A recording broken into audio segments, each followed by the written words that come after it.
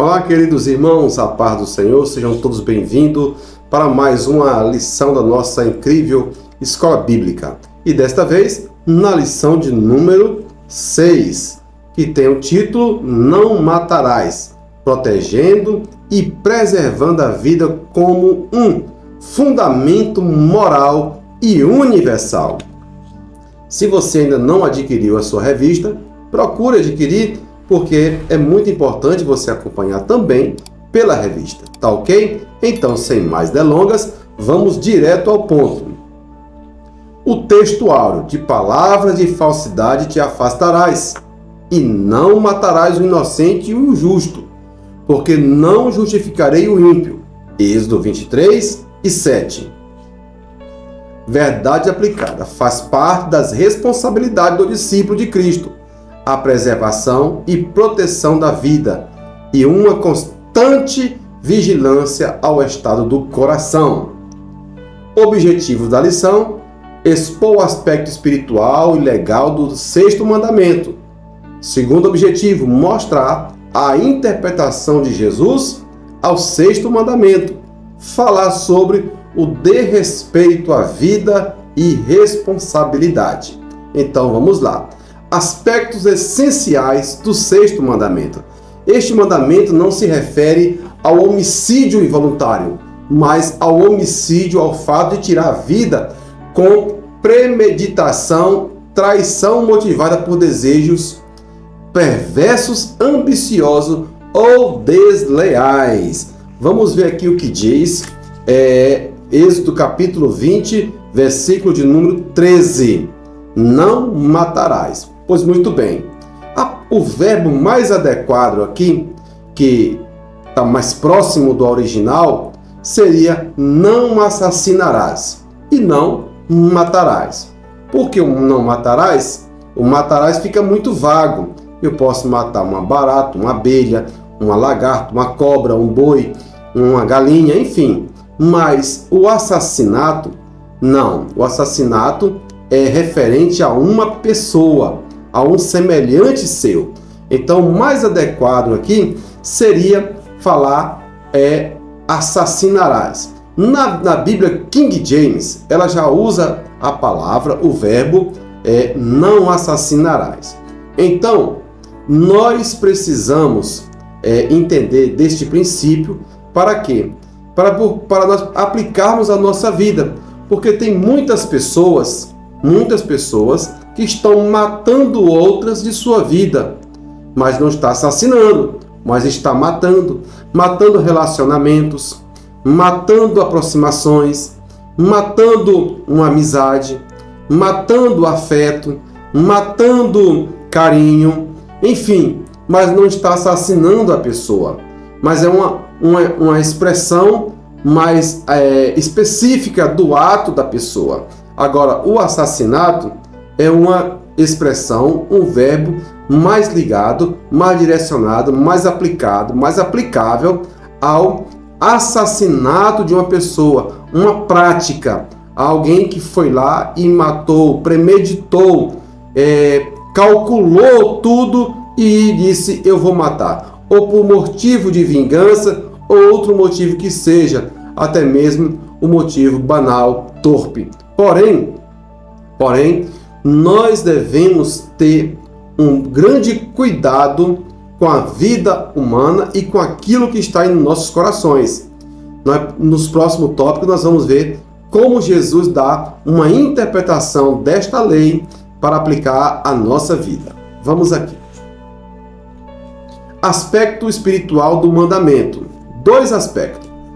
O aspecto fundamental do mandamento é o significado sagrado da vida humana. O sentido sagrado da vida é derivado de 2 verdades. Primeira verdade, somos feitos à imagem de Deus. Segunda verdade, Deus é quem é o doador da vida. Gênesis 1:26. A outra verdade tem a ver com o fato de que Deus é o doador da vida e aquele que tem direito de determinar a vida de cada criatura. Ou seja, somente Deus pode dar o limite de vida para uma pessoa. Este mandamento destina-se a lembrar não apenas a nação de Israel, mas todos os seres humanos de todos os tempos, que eles devem se esforçar para ser cuidadosos nos assuntos da vida, para que ninguém perca a vida injustificadamente nas mãos de seus semelhantes. E afinal de contas, muitas pessoas têm perdido as suas vidas de forma banal. E olha como a vida humana se tornou algo tão banal, tão desprezível para algumas pessoas, que não valorizam a vida do próximo, às vezes nem mesmo a dele. Você pode observar as guerras, a guerra da Rússia contra a Ucrânia, quantas pessoas têm pagado pela guerra que não é deles, a guerra do Hamas contra Israel, quantas vidas já se foram ceifadas ali, e o instrumento que eles têm é a vida humana para negociar ou para reivindicar. Olha só quantas vidas humanas são ceifadas nas grandes cidades por motivo banal, por um celular, por uma bicicleta, um par de tênis, ou simplesmente porque a pessoa não foi com a cara do outro. Olha a que ponto chegou a humanidade, olha a que ponto que está a situação dos relacionamentos humanos nossos. Nós estamos sendo desumanizados e nos tornamos verdadeiros animais, aonde a vida humana tem perdido o seu valor. Quantas notícias trágicas você abre aí a televisão e vê esses noticiários de violência das cidades, como andam, como é trágico, como é triste ver tantas pessoas morrendo injustificadamente. Aspecto legal do mandamento: mesmo que o assassino fosse considerado, o assassinato fosse considerado um pecado gravíssimo, contudo a lei estabelecia os critérios para o julgamento, a fim de evitar precipitações e injustiça. Está em Números 35 e verso 30. Todo caso de homicídio, todo caso de homicídio, o assassino será julgado e morto mediante o depoimento de testemunhas, mas uma única testemunha não levará alguém à pena de morte. Ora, era necessário 2 ou 3 testemunhas para autenticar o que aquele outro fez. Então, aí você vê o falso testemunho, o 9º mandamento. Olha só o que diz o 9º mandamento: não darás falso testemunho contra o teu próximo. Ora, se você não viu o assassinato, aquela pessoa cometendo o assassinato, você não pode ser uma testemunha, você não pode testemunhar fato algum que você não viu. Você tem que ver para poder autenticar aquilo que você falou. Afinal de contas, você está decidindo sobre o destino de uma pessoa, seja na esfera jurídica, no caso de homicídio, seja no caso de contendas de vizinho, de negócio, seja onde for. Você não pode dar um falso testemunho, porque isso é pecado, é violação do 9º mandamento. Ninguém, nenhuma pessoa tem esse direito, muito menos nós que somos discípulos de Cristo. Mais do que crentes, nós somos discípulos de Cristo e não podemos testemunhar algo que não vimos. Então, a pena de morte havia, sim, na antiguidade, porém, era necessário ter testemunhas para testemunhar e autenticar aquilo que foi feito. Vamos lá. O aspecto intencional do mandamento. O que fazer com os casos de homicídio involuntário? Os casos incluíam acidentes, matar outro ser humano em legítima defesa, defender sua família ou defender seus bens e propriedades. Para esse tipo de caso, Deus havia criado um sistema de cidade-refúgio. O sistema era que, após o homicídio involuntário, o assassino poderia fugir para uma dessas cidades de refúgio para evitar cair nas mãos de um familiar da vítima que queria vingança, Está no 35:12. Vamos ver aqui o que diz aqui, olha. O 35:12. Essas cidades vos servirão de refúgio contra o vingador de sangue. Ou seja, um parente, um irmão, né? Um vingador de sangue e o homicida não deverá morrer antes de ter comparecido para o devido julgamento diante da congregação israelita. As cidades que darei serão para vós 6 cidades refúgio. Ou seja, nessa cidade, a pessoa era, quando ela se sentia ameaçada por algum familiar, ela poderia pedir refúgio, apoio, guarida nessa cidade. Por isso que nós temos hoje a aplicação do refugiado, ou seja, as pessoas que vêm de outros países pedir refúgio no Brasil. O nome dele é refugiado. Ele vem para cá o quê? Aguardar passar aquele momento para que ele volte à sua terra natal. E nem enquanto ele estiver aqui, ele está guardado como um refugiado. A origem disso está na Bíblia. O que nós aplicamos hoje no direito civil, até internacional, está aqui a base, na Bíblia Sagrada. O direito de defender-se e de ser um refugiado e aguardar aquele período passar ou devido julgamento. Então vamos lá. O assassino permaneceria lá até que o sumo sacerdote morresse. Ou então, se o assassinato não fosse um acidente, os anciãos da cidade de refúgio deveriam entregá-lo ao familiar vingador. Está em Deuteronômio 19, do 11 ao 13. Vamos ver o que diz aqui Deuteronômio 19. Olha só como é importante esta lição. Eu creio que você não sabia disso, né? Vamos lá, 19 do 11 ao 13.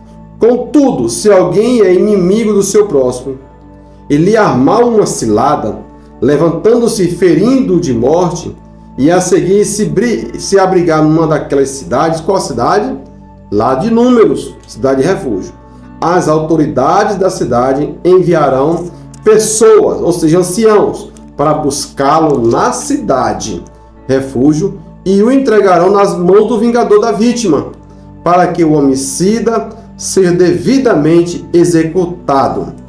Portanto, que teu olho não tenha misericórdia do homicida. Deste modo extirparás de Israel o derramamento de sangue inocente, para que vivas bem em paz. Ou seja, ele, quando era comprovado que ele matou, assassinou uma pessoa por motivo banal, que não foi por acidente, então ele seria entregue à família do vingador para que ele fosse executado também pela família. Ora, essa cidade refúgio era o abrigo, um abrigo necessário para o criminoso, um abrigo necessário para aquele que foi vítima também de violência e involuntariamente matou, até que o julgamento passasse, até que o sumo sacerdote morresse ou os anciãos viessem buscá-lo para que fosse aplicada a lei. Vamos lá. Jesus Cristo e o 6º mandamento. Na interpretação do Senhor Jesus Cristo, matar é tanto uma ação interior quanto exterior. Agora aqui a palavra, o verbo, se aplica o verbo matar, mas no exterior o verbo assassinar. Vamos ver o que diz Mateus 5:21.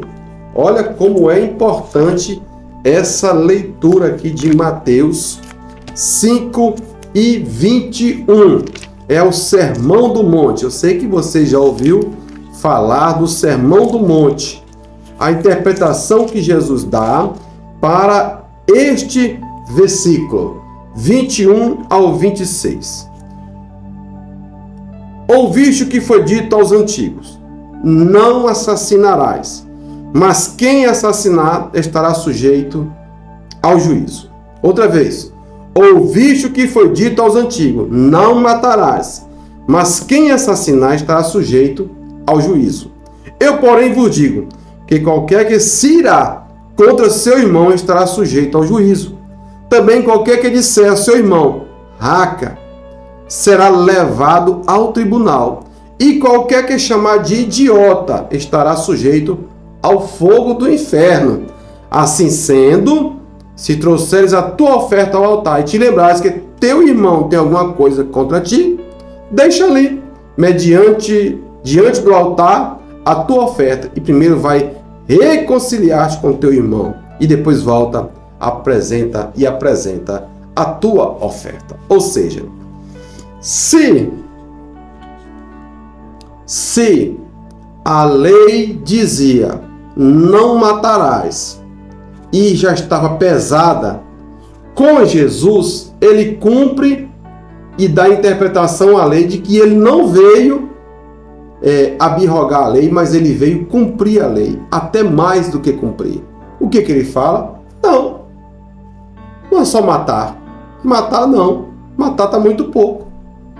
Se você disser, chamar o seu irmão de leviano, de malandro, de vagabundo, de raça, de tudo aquilo, a palavra raça é uma da tradução do grego aplicada àquela pessoa vagabunda, malandro, maldito, enfim. Se você disser o seu irmão qualquer coisa nessa natureza, você será levado ao tribunal.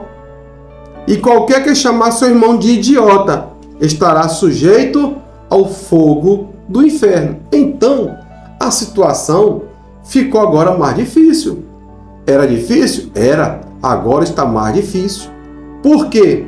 Porque o ato de, como eu falei anteriormente, o ato de matar está ligado também ao nosso interior, ao nosso relacionamento com as pessoas, com a família, com os parentes.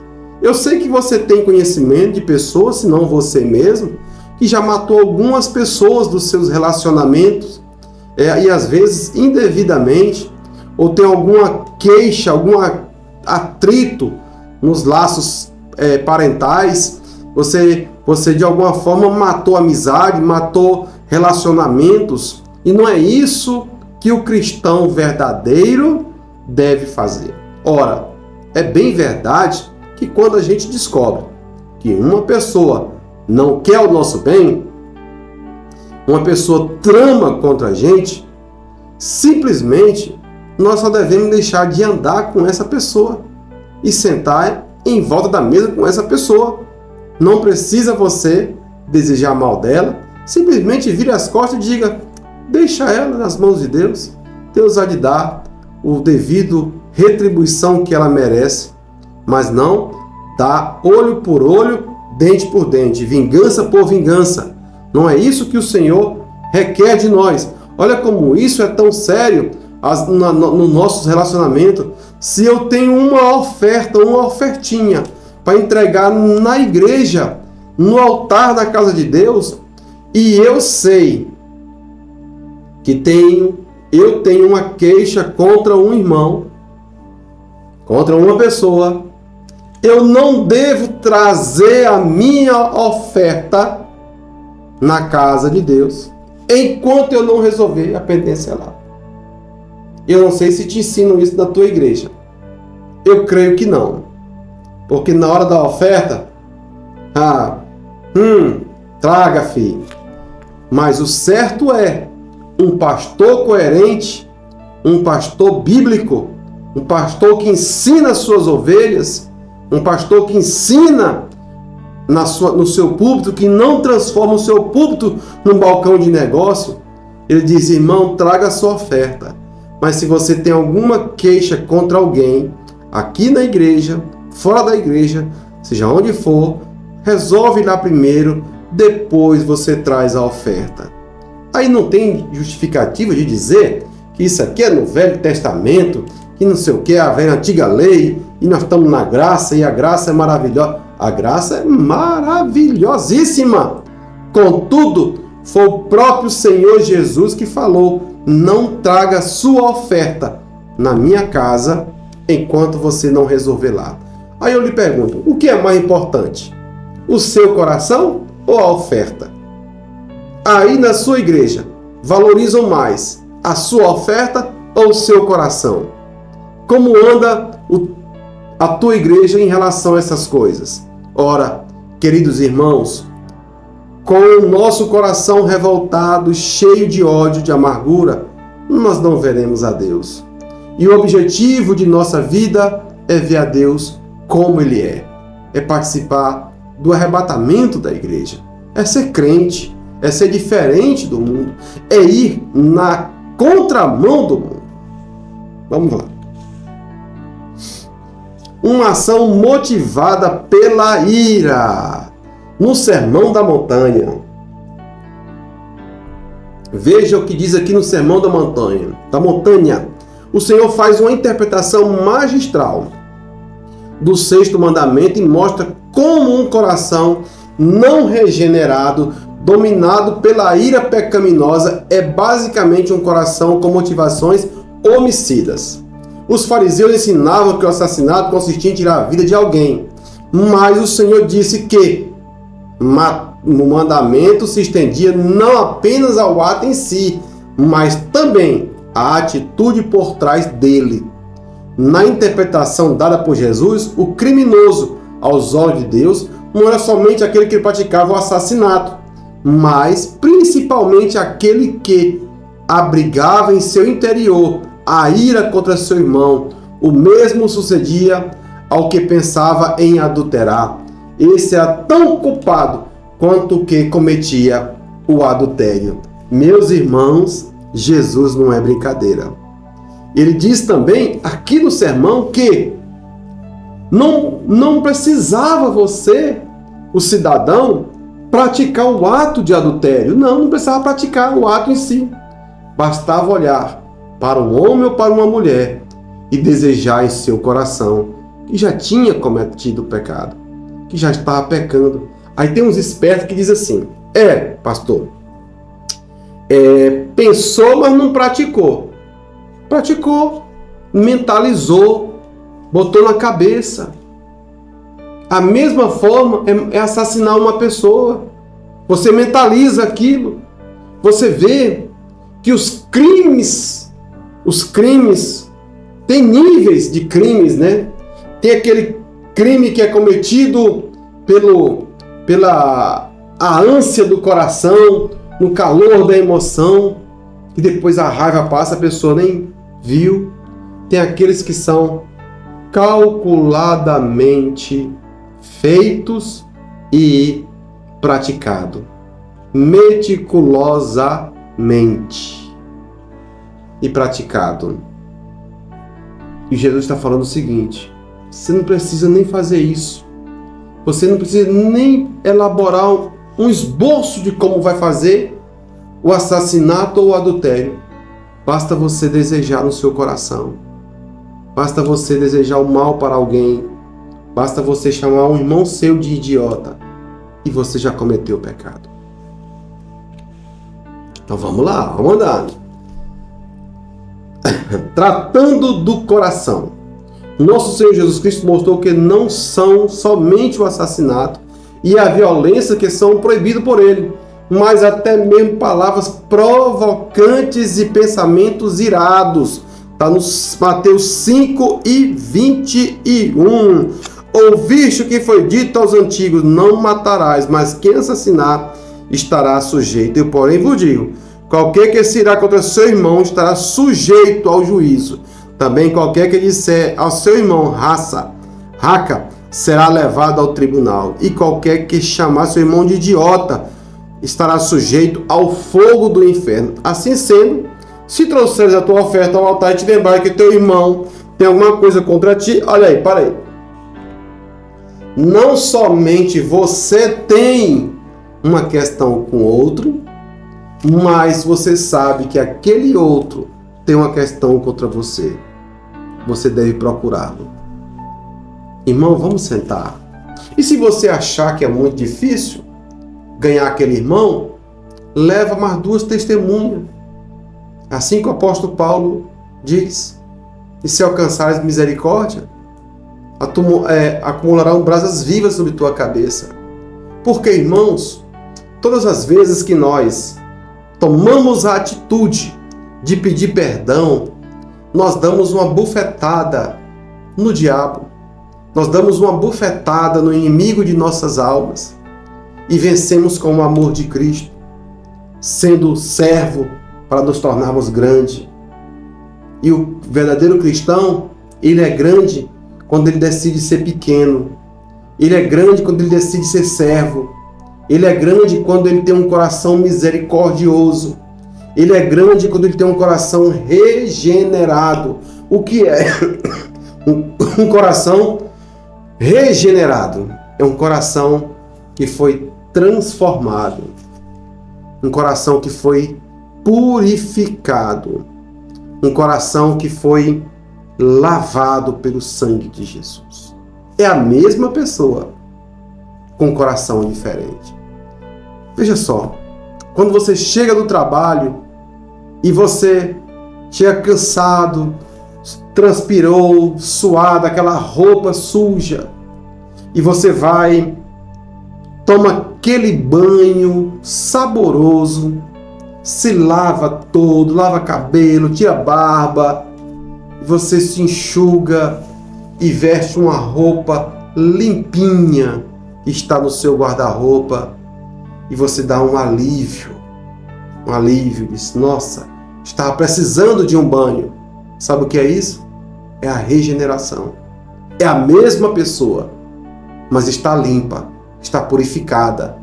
O pensamento dele foi purificado. O coração dele foi purificado. Esse coração foi purificado. É a mesma pessoa, mas por dentro, com pensamentos diferentes, atitudes diferentes, linguajar diferente. Essa é a verdadeira diferença de quem serve a Deus e quem não serve a Deus. A diferença de um cristão autêntico, regenerado. Autêntico e regenerado. É assim que ele pratica. É assim que ele vive. Vamos ver aqui. O amor é o cumprimento da lei. E a menos que o homem realmente ame os irmãos, ele não tem segurança contra ser surpreendido com violência contra eles, o que pode resultar em morte. Romanos 13 e 10. Agora veja só. Assim como tinha um dispositivo no Antigo Testamento para a morte em legítima defesa, ainda há hoje. Contudo,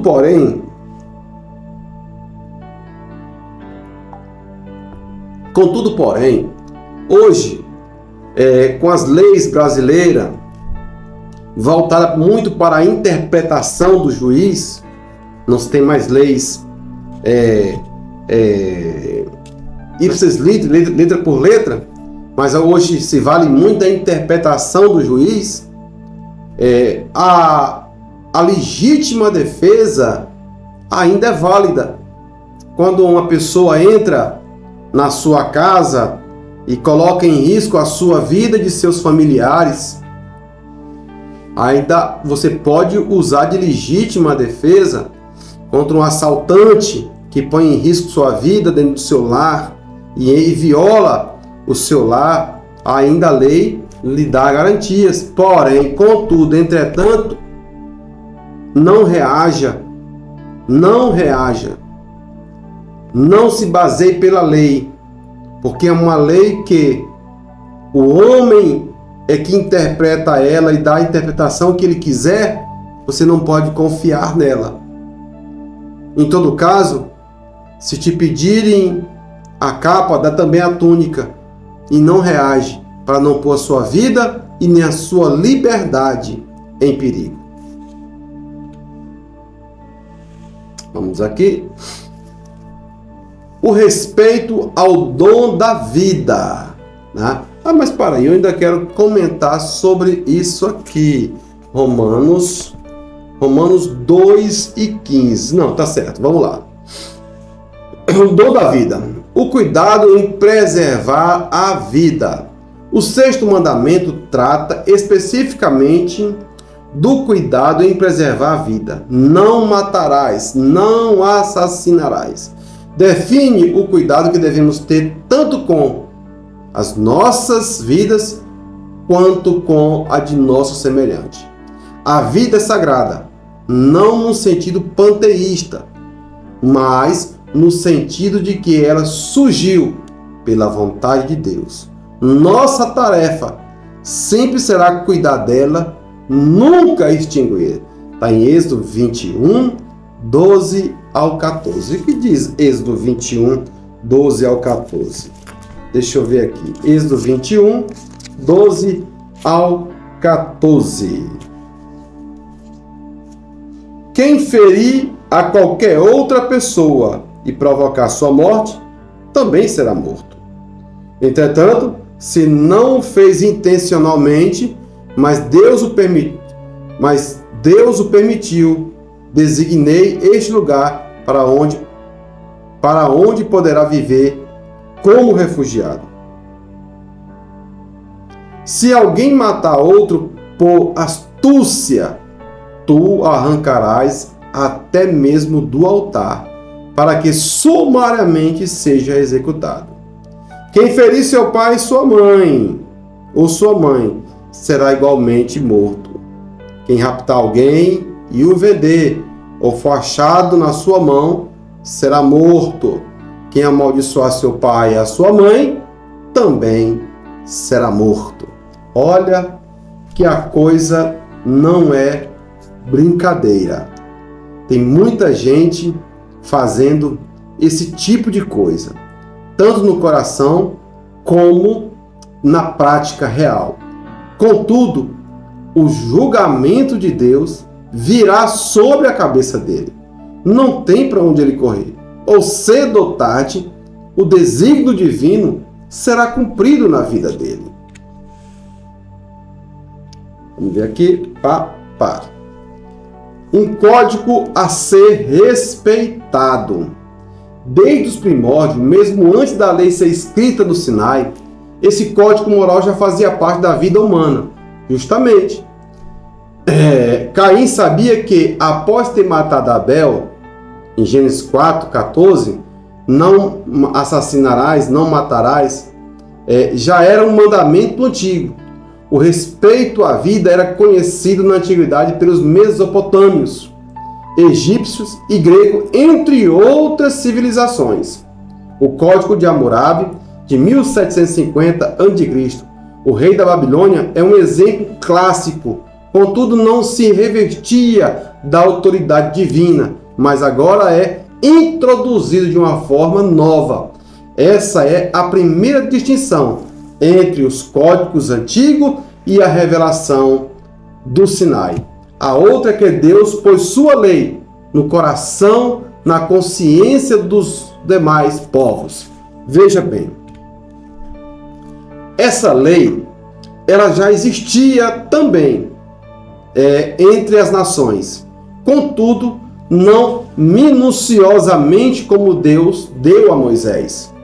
Quando Deus deu a Moisés, no Monte Sinai, as tábuas da lei, ali ele especificou e depois, por divina inspiração, Moisés foi instruído a colocar em cada mandamento, em cada lei, os seus códices, as suas ramificações de aplicação para o povo.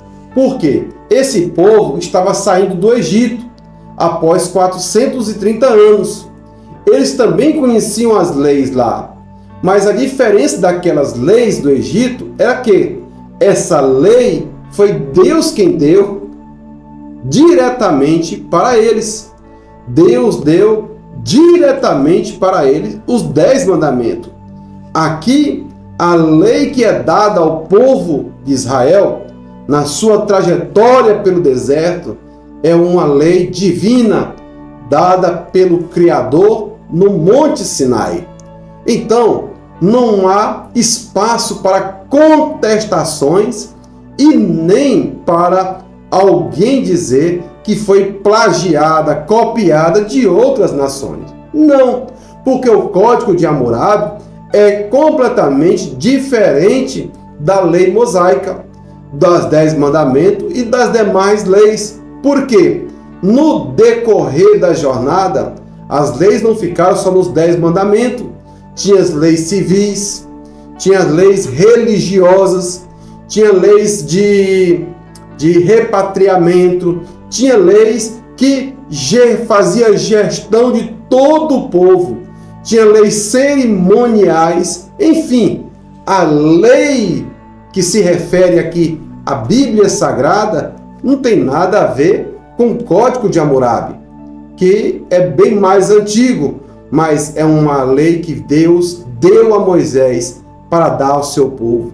E ele deu essa lei também para nós. Ela chegou até nós através de Jesus Cristo, o nosso Salvador.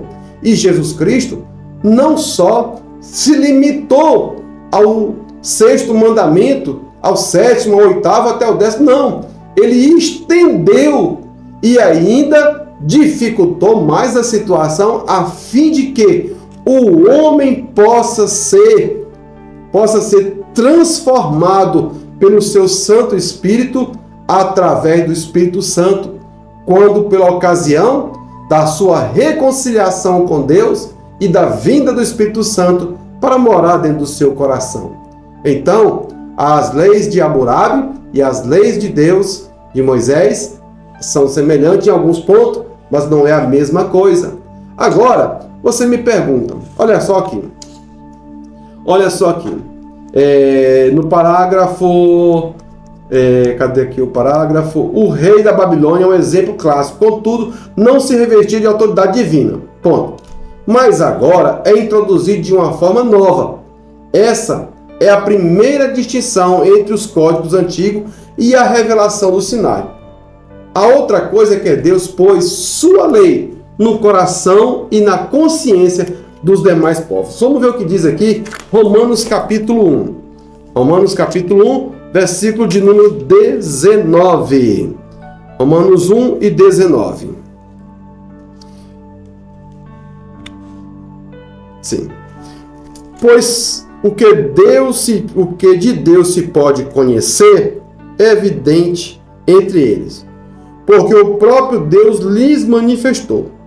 Pois desde a criação do mundo, os atributos invisíveis de Deus, seu eterno poder e sua natureza divina têm sido observados claramente, podendo ser compreendido por intermédio de tudo que foi criado, de maneira que tais pessoas são indesculpáveis. O que ele está dizendo? Diz, olha, Deus se manifestou desde a criação e ainda hoje se manifesta com atributos visíveis e invisíveis, através da natureza, através dos elementos químicos, através da vida como um todo. Deus se manifesta a cada amanhecer, a cada anoitecer. E ele diz assim, olha, essas pessoas que dizem que não conhecem a Deus, estão enganados. Os atributos visíveis e invisíveis de Deus foram manifestos a eles. Por isso eles são indesculpáveis. Eles não podem dizer que não conhecem e nunca viu a Deus, porque Deus colocou na natureza a sua manifestação. Deus colocou na vida, no mundo, a sua manifestação. Agora, veja o que diz aqui no capítulo 2. Deixa-me ver, 2, 14 e 15. 2, 14 e 15. De fato, quando os gentios que não têm lei praticam naturalmente o que ela ordena, tornam-se lei para si mesmo, muito embora não possuam lei. Ou seja, eles têm a lei própria deles, que eles praticam, mesmo não tendo essa lei. Pois demonstram claramente que os mandamentos da lei estão gravados em seus corações, e disso dão testemunho a sua própria consciência e seus pensamentos, algumas vezes os acusando e outros momentos lhe servindo de defesa. Ou seja, Deus colocou também no homem pecador, que nós chamamos de um homem ímpio que não tem a Deus na sua vida, ou as nações que ainda não conheceram a Jesus, eles têm dentro dos seus corações uma lei divina. Está aqui, Romanos 2, 14 e 15. Que Deus colocou dentro deles. Ora, essa lei lhe serve de defesa. Ora, essa lei lhe serve de acusação. E esta lei não é ainda a consciência, não. É uma lei de Deus, da prática do mal ou do bem que ele fizer. De alguma forma estão lhe servindo, mas mesmo assim, o DNA de Deus está dentro de cada ser humano. Ninguém na face da terra, até mesmo aqueles que ainda não têm a Jesus, podem dizer que não conheceram a Deus, porque dentro deles está o DNA de Deus. Então, tudo nos remete a quê? A um nível de responsabilidade com a vida humana, a um nível de responsabilidade com o semelhante, um nível de responsabilidade consigo, um nível de responsabilidade com a família, e não concordar com a banalização da vida que é feita hoje em dia. A pornografia, as drogas, o incentivo ao adultério, o incentivo à jogatina, aos jogos de azar, e etc, etc, etc, etc, etc. Um cristão autêntico precisa, na sua vida, recusar essas coisas do mundo e servir a Jesus Cristo, através do amor que lhe é ensinado. Portanto, meu amado irmão, chegamos ao fim de mais uma lição. Eu espero ter contribuído com a sua vida, que Deus lhe abençoe. Eu não tenho muitas palavras, não tenho muito conhecimento, mas o que eu tenho eu te dou e te dou de graça. Portanto, não deixe de ser um bom cristão ou procurar ser um bom cristão. Não se importe com os outros, se importe com você. Não se importe se alguém está errado, certo, é caloteiro ou é aquilo, não. Se importe com você. Na hora certa, a justiça divina se manifesta. Para ti ou para ele. Portanto, não deseje mal a ninguém, não queira mal de ninguém. Viva em paz, viva com a consciência tranquila, que é a melhor coisa da vida. É ser feliz e mais nada. Um grande abraço, shalom, shalom. Não se esqueça de se inscrever no canal se ainda não é inscrito, de compartilhar e curtir. Um grande abraço, até a próxima.